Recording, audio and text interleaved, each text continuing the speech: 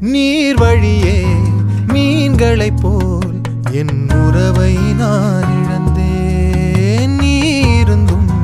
நீருந்தும் ஒரு துறவை நான் அடைந்தேன். ஒளி பூக்கும் இருளே வாழ்வின் பொருளானி வலி தீர்க்கும் வரியாய் வாஞ்சை தரவா.